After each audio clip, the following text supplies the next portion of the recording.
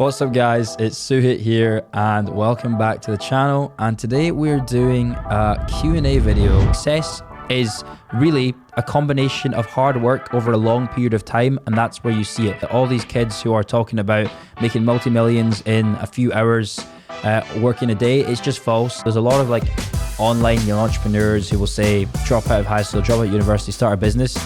I'm quite the opposite. So when I was 16 and working at ESL, I was diagnosed with a cancer called stage 2A Hodgkin's lymphoma. And that was a massive turning point in my life, which really made me change my mindset and my perspective. The reason I wanted to do a Q&A video this early on into the channel is because whilst this channel is pretty small, I've got a pretty big following across LinkedIn and Instagram. And I constantly get DMs and questions about influencer marketing, my entrepreneurship journey, why I started so young. And I figured I may as well just answer a lot of these questions on video format. And then, say in a couple of years when this channel is 10, 20 times bigger, we can then come back and revisit some of these questions and see how some of my thoughts have changed. So I wanted to kind of talk about a few different bits and pieces, but I put a story up on my Instagram story, and then I also put a post on LinkedIn. You can see them both on the screen here at the weekend, where I essentially just ask people, ask me any sort of questions around influencer marketing, business, and anything that you would want to ask a 22-year-old entrepreneur who has been through quite a lot in his time. So let's jump straight into the questions. So the first question that we got here is, what are your opinions on the entrepreneurship craze on social media in the recent years? And for me, obviously I'm kind of involved in this because I run a social media based business. I do social media content, I do personal brand, but I am also quite against a lot of the sort of recent social media entrepreneurship, lifestyle, design type content on social media. I think that it's very good at a fundamental where people are using it as motivation, right? You see these people who are being very successful, posting their lives, showing you their journey. But I think at the end of the day, you have to realize that a lot of it is just for show, is just for camera. A lot of it is BS at the end of the day. You get all these young guys who they go to Dubai, they rent a supercar for a few days, take 100 bits of video content and start talking about how they were homeless to millionaire, right? A lot of this is just to sell you a course. It's got a lot of unmeaningful intentions behind it. And then it often does have a bit of a negative impact on a lot of younger people who look at these people who are the same age as them and are like, why am I not doing that? Why am I not like that? And you have to understand that a lot of people paint a picture for social media and everyone's journey is very different. It doesn't matter if someone your age is way more successful for you because you are on a different journey. So what I would say about the social media hype and craze on with entrepreneurship content is take it a pinch of salt, find the people that you actually think are putting valuable and genuine content out there and use that as motivation to then help yourself grow and build within your journey. But then do realize at the end of the day that all these kids who are talking about making multi-millions in a few hours working a day, it's just false. I know this for a fact. I've been running my agency for 9 years and I work harder than ever now, 9 years on, because I understand that the value of hard work and you need to work hard to actually see success. And no one who actually runs a successful, legitimate business does not work very hard. These guys who say they do 15 minutes of work a day, it's a lie. It's a facade just to try and buy you into their lifestyle and then ultimately sell you something, which then they can fund their lifestyle with, right? That's the fundamental of it. So summarize, use it as motivation, but don't fall for a lot of the BS online. Cool. Okay. The next question was, what is one thing that you have which has allowed you to make it? And what do you think that a lot of these young guys lack the most? And how can one go about sort of getting that? So for me, I think that one of the things that I have used that has allowed me to make it is that I just kind of realized that from a young age, I kind of have to do whatever it takes. A lot of people start things and then they stop things. They're not built for sort of entrepreneurship. They're not built for, that path of hard work and that path of sort of trials and tribulations. But for me, from going through some of the stuff that I went through when I was younger at the start of my journey, I have realized that if I want to see success, I have to do whatever it takes, right? If clients aren't coming back to me, if I'm going to 200 leads, I'm not going to get bummed down about it. Maybe I am for a little bit, but I know that maybe that 201 person's going to come back to me. Maybe that 500th person is going to come back to me. I know that I just have to keep on working and I have to do whatever I need to do to get to that success. And a lot of people aren't really wired that way. They'll start something, try it for a couple of weeks, not see instant success, and then stop, which is just not the way that any sort of business or success works. Success is really a combination of hard work over a long period of time, and that's where you see it. A lot of people do hard work for a few weeks, don't see any success, and then don't realize that it's all about compounding interest. So that is what that's what I think that has been sort of a big testament for me. And most people just aren't willing to put the work in, and especially in this generation. I'm going to talk about in the question later. Like, I think a lot of people in my generation aren't willing to work hard because I don't think it's the culture really as it was in sort of older generations where people understood that value. And people just aren't also disciplined to that hard work. So I think, like, if you are wanting to make it per se, which I don't think I have, because I think there's still so much more for me to go, and I understand that I'm a very small fish. I'm just working on my own journey. You have to do whatever it takes and stay very disciplined. Cool. Okay, so next question was, what inspired you to start an influencer marketing agency? So I think I've talked about this a lot on a few podcasts of like why I started influencer marketing specifically, but I'm going to run through that bit of backstory again. So basically, I was a bit of a fan of gaming when I was younger. I still game a little bit, mostly for work and testing out new games. for work is funny. But I was a bit of a gamer back before, and I was recording a lot of gaming content previously. So I would record gaming content, play with my friends online, and upload it to YouTube. And through working on YouTube and sort of uploading content there, I found and discovered the business side of YouTube. I found out that, YouTubers could actually make money. You could actually monetize your gaming content. You can monetize your YouTube videos. And for me at that point, it was like, wow, this is amazing. Like, I can monetize gaming. I can monetize what I love, which is like making videos, playing games with my friends and uploading it. Unfortunately, the YouTube content just didn't stick back then. So hopefully we can make it, with this channel. But back then I was just uploading really cringy gaming content. 13-year-old me playing like Minecraft, Five Nights at Freddy's, FIFA, very low production compared to what we have today right now. And, it wasn't really going anywhere. So through understanding that there was the whole business side of YouTube, I quickly got involved and immersed in that side. So instead of me being the YouTuber myself, I worked with other gaming creators and other YouTubers to help them sort of grow and build their channels and help them commercialize. So I joined a few businesses when I was 13, 14. I was volunteering in these companies called MCNs, which are called basically multi-channel networks. And essentially what that means is these are businesses that would partner YouTube creators, take a percentage of their earnings in return for providing services. So I was heavily immersed in this MCN space. And from there, I kind of discovered then influencer management, which was a kind of other part of MCN work. And then I started working at a company called ESL. And this company, ESL, is the world's biggest esports company. And within that, I was working in their MCN division. And what I was doing basically was just managing content creators, bringing content creators to work with ESL and partner with ESL. And I was their management. I was helping them commercialize. I was helping them grow, providing them advice and insights. And then from ESL, I worked there for 6 months and I decided, right, I'm going to start my own influencer management company. So I took some clients that I was working with at ESL over to Solderson, which I run today. And I started my influencer management company from there, which then has turned into more of like a full service influencer marketing agency. And that's really it. That's the kind of story. And that's why I got into the influencer marketing space. Wasn't any like magical reasoning of me just realizing it's the best business model ever, which I now think it is a great business model. It was just me naturally coming through, trying to do YouTube content and discovering it over a period of sort of 3 years. Okay, next question is from Instagram. And this was, what did you study and was it of any use? So as you may know, again, if you watch podcasts, but if you're new to the channel, you might not know that I went to university whilst running my business. So I've been running the business for 5.5 years now. And for the first 3 and a bit years, I was in school and university. So I went to University of St Andrews in Scotland. I still visit every so often. I have friends up there and whatnot. And at St Andrews, I studied economics and management. And I basically ended uni after 3 years. So I did, in Scotland, basically how it works is you do 4 years of university, but I ended after 3 years and I just took a general degree instead of getting my full bachelor's.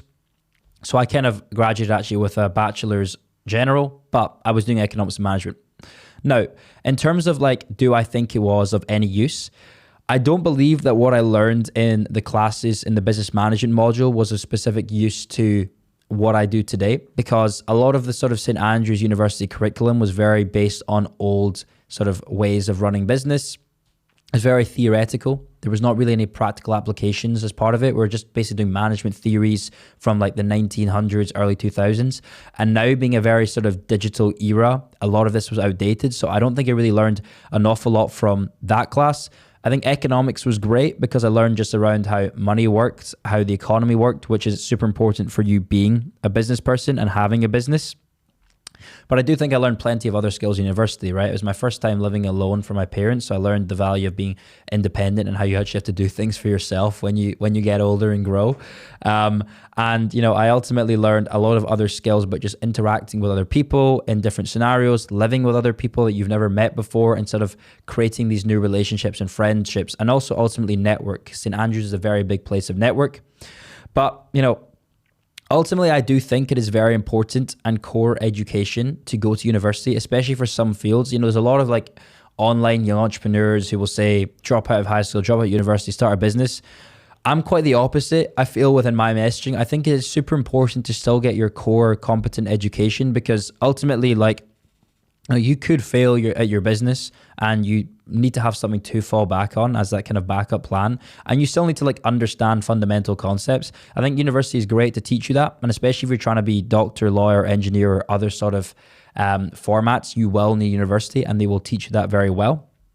But I do think that, you know, if you are trying to start an online business specifically, most business management degrees are fairly outdated and they're not up to date, and it may not help you with that specifically. But the other skills you will learn at university, like the independent part, will probably help you in your sort of career and your path to be an entrepreneur. Okay. So the next question, and this is a bit more of like a personal one, and this is sort of two questions in one, is what was it like having cancer? And do you think that you would have achieved what you have if you never had cancer? So there was two similar questions to this. So I would just combine them into the one, because I'm going to touch on both of this. So for those of you who are new to the channel, haven't seen any podcasts before, or maybe don't follow me in my other socials, which are bigger, because I know a lot of people are just discovering this channel through sort of searching up influencer marketing. I had cancer when I was 16 and 17, and that is kind of a bit of the, I guess, redemption arc, let's call it, that got me into online entrepreneurship. So when I was 16 and working at ESL, I was diagnosed with a cancer called stage 2A Hodgkin's lymphoma. And that was a massive turning point in my life, which really made me change my mindset and my perspective. And I basically had 6 months of chemotherapy from the age of 17 during March to September, I believe, of 2018. And that was brutal. That was a super tough time in my life. And that definitely made me a huge amount stronger, and definitely also sped up my mindset and vision in life. And, you know, going back to this question, which is about, do you think you would have achieved what you would have had if you never had cancer? I still think I would have achieved it, but I think it would have come a lot later, because cancer really gave me, you know, the pains and the struggles of life very early on. Up until this point, like, I'll be transparent, I had a pretty cushy life. You know, I've grown up with parents who are both doctors, where, you know, up middle class. I went to good school, had very good sort of family situation, no problems. You know, I'm not kind of trying to portray this fake image online that I came from rags to riches. But I think that was a very big turning point in my life, because it was the first time I really experienced like a huge amount of struggle and pain. And therefore, you know, it was something that really challenged me, because I didn't know what it was like to live with this sort of pain and struggle, and especially not, you know, health related stuff where it's cancer, where you are constantly floored by chemotherapy, you're struggling to kind of like think logically. And then that really just made me change and speed up my whole sort of brain processing and my thought process on life. And my perspective shifted in the fact that if I'm not going to be alive, potentially, if I die from cancer, I want to go out doing something I love and, you know, make a success of myself. So that then led me basically into starting the business. at the age of 17. So I think that if I hadn't had cancer, I probably would have just continued doing school, probably would have continued in university, would have done my economics degree, would have done my management degree, and probably also picked up a job in one of these fields. Do I think I would have sort of gone and strived for success and achieved something different? Yes, I definitely would have gone and started a business. I think I'm naturally entrepreneurial, and I discovered that through my sort of ambitions as a young teenager, but I think it would have happened much later in my life. So yeah, that's basically the cancer story and what I think about my achievements from having that experience in my life. Okay, so the next question we have is from Instagram as well, and the question is, what were the first steps that you took to start your agency, and how did you get in contact with celebs? So I've kind of covered this a little bit, but I'm just going to very quick fire go over this again. So as I say, I got in the MCN industry. I worked for 3 to 4 years volunteering in the space, working for different MCNs, working for different people. And then I got my job at ESL, right, where I got a job in a really big company and learned and got a huge amount of experience from them on how to actually work and operate in a very large ecosystem with huge clients, huge stakeholders, and huge businesses. During that 3 to 4 year period of working at ESL and volunteering, I networked an absolute ton. I met a lot of influencers, a lot of brands, just through those experiences and understanding the value of having that sort of network. And that ultimately led to me starting that agency that I have now. And, if I were to start now, I would definitely suggest that, sort of buying the information from someone, or kind of learning the business model for someone, or get someone to coach you or teach you, is definitely the kind of route that I would go through now, because I spent, as I say, 3 to 4 years of just volunteering, kind of trying to get my feet in the water. And I look back at it now, and it's whilst I'm super grateful for that time period, it's could I have fast tracked my progress by just sort of buying the information or bringing on someone to teach me and learn from? But, that's all sort of, hindsight's 2020, right? But that's what I would say is how I got started, and what I would recommend now, basically, to kind of getting started in influencer marketing and get in contact with celebrities and influencers, is obviously the network part, and also then learning from someone who's been there and done that. Okay, cool. So running into the last few questions we got here, where do you think the influencer marketing is heading, and what would you do differently if you were going to start an agency in 2024? So as I said in the last question, if I were to start an agency now in 2024, when I think the market is much more saturated and it's very different, I would learn from someone else, basically just by buying their knowledge and fast track what I had done over the last 3 to 4 years. I would get a mentor, I would get an advisor, I'd maybe even go and work on another business, I'd buy a program, and I would just learn, right? I would spend a little bit of time learning and then start, as opposed to, wasting a lot of time just trying to work it out for myself 3 to 4 years ago. And now the information is much more accessible than it was when I first started. So you guys are at a very joyous part within your journey if you are trying to get into influencer marketing, because there is a lot more information out there. And sort of where do I think influencer marketing is heading? I would go all in on developing my skills on forming unique creatives and also data, right? Because nowadays in influencer marketing, consumers don't like cookie cutter ads, right? We have really bad attention spans thanks to TikTok and various other things, where people just can't stay focused. So if you're producing an ad that isn't creative, isn't engaging, people are going to switch off. So you're not going to have any success with an influencer marketing agency if you're not doing creative sort of strategy within your campaigns for your clients. So that's number one. And secondly, I would also ensure that you have a lot of expertise with data, because brands now want to get sold on data. They want to understand the actual metrics of where their campaigns are going. It's not just throwing money into the abyss anymore. So if you can learn these skills well, then you can grow massively within the space. Cool. Okay. Now moving on to the next question from Yasmin. The question is, how do you stay humble when accumulating vast wealth? Right. So I firstly want to make very clear, I do not consider myself at all to have any sort of vast wealth or anywhere minutely close to this. I will never claim that. I will never be one of these people online who claims about having, multi-millions, all of that stuff like you see online when people don't. I understand where I'm at position. I've built multiple 7-figure companies, and I'm doing well for myself at my age, but I do not consider myself wealthy. Vast wealth, I think, is considered at the region of 25 to 30 million in the space.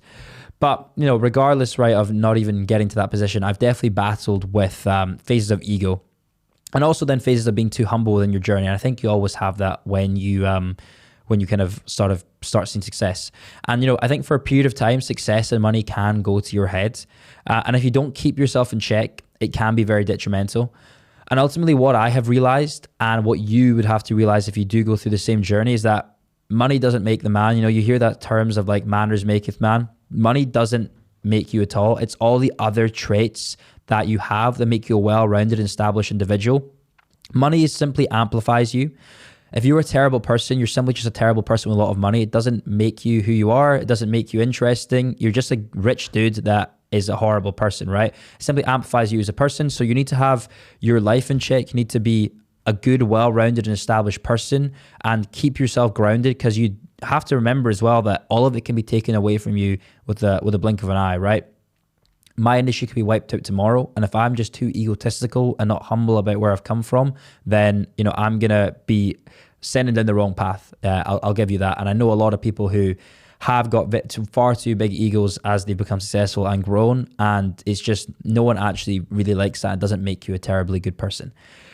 Okay, so moving on to the last couple of questions we have here. So we have a question about my thoughts and experience on mindset, religion, spirituality, and meditation.